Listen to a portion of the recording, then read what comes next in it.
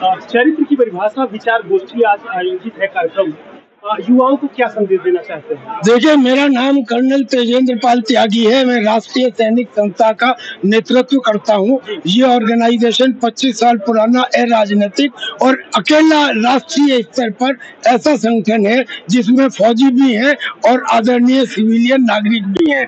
आज यहाँ पे कार्यक्रम के अंदर दो खास बात इसका आयोजन किया हमारे पूर्वी उत्तर प्रदेश के प्रदेश अध्यक्ष प्रेम शंकर सिंह ने, और इसके मुख्य अतिथि हमारे बाई तरफ माननीय मेयर और प्रयागराज यहाँ पे खड़े हुए हैं। आज हम युवाओं को दो संदेश देना चाहते हैं। पहली बात तो ये कि वो व्यक्तिगत चरित्र जो उनके माँ बाप ने और साधु संतों ने उन्हें बताया उसके ऊपर क्वेश्चन मार्क करें। करुणा और सहनशीलता ये व्यक्तिगत चरित्र के अंदर 100% आवश्यक है, लेकिन राष्ट्रीय चरित्र में ये शून्य होनी चाहिए। अगर पृथ्वीराज चौहान ने पहली बार में सहनशीलता दिखाते हुए मोहम्मद गौरी को माफ न किया होता तो आज हिंदुस्तान का इतिहास दूसरा होता। और दूसरी सबसे बड़ी बात ये कि आपने आसपास के मोहल्ले में जब आप व्यक्तिगत चरित्र और राष्ट्रीय चरित्र में फर्क करना समझ जाएंगे तो आपकी समझ में ये भी आ जाएगा कि बेईमान कौन है, आतंकवादी कौन है, गलत आदमी कौन है। उसका बहिष्कार करो। लाठी से कर सकते हो तो लाठी से करो, वरना कम से कम 4 आदमी इकट्ठे होकर उसे देख के सार्वजनिक स्तर पर थूक दो। बस ये थूकना अनपार्लियामेंट्री नहीं है, लेकिन जिसका सोशल बॉयकॉट होता है उस आदमी को 5 दिन तक नींद नहीं आती। चरित्र निर्माण को स्थापित करने के लिए यही रास्ते हम राष्ट्रीय सैनिक संस्था की तरफ से बताए हैं। विस्तृत जानकारी हम ऑलरेडी दे चुके हैं जो आपको प्रेम शंकर जी प्रेस रिलीज में दे देंगे। क्वेश्चन पूछिए। जी जी नहीं, मगर उनको ऐसे जोड़े नहीं, मगर मैं यही तो बात मैं बताना चाहता हूँ। जो फौजी है वो ये समझता है कि जो सिविलियन है वो बेईमान है, और जो सिविलियन है वो ये समझते हैं कि जो फौजी है वो कुटपा है।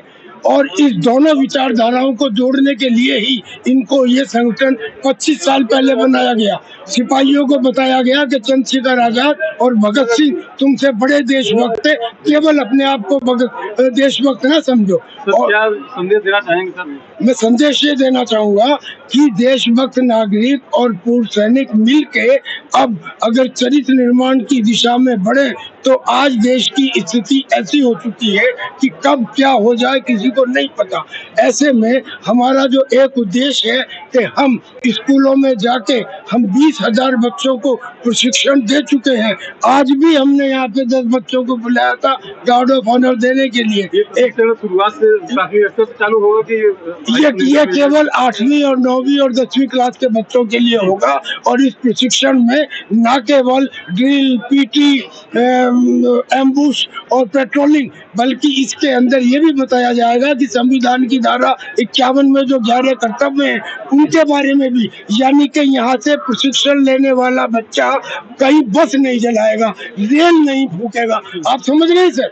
अगर ये आवश्यकता उस चरित्र निर्माण की है जो आपको रोज सड़कों पे दिखाई देगा, और जब उसको मालूम हो जाएगा देश की संपत्ति हमारी संपत्ति है, बिल्कुल वो नहीं करेगा। जी बिल्कुल बिल्कुल बिल्कुल जी। और हमारा आखिरी नारा ये है, और वो ये है कि आज से हमने सबको संकल्प दिलवाया है कि गुड मॉर्निंग, नमस्ते, आदाब, सत श्री अकाल, इन सबको इज्जत के साथ हम अवकाश दो, बैठक नहीं अवकाश दो। और आपसी अभिवादन में जहाँ एक दूसरे के साथ मिलो, जय हिंद बोलो और जय हिंद बोलो। जब हम जय हिंद बोलते हैं तो 2-4 सेकंड तो देश प्रेम और देशभक्ति की भावना आपके दिमाग के चारों तरफ रहती।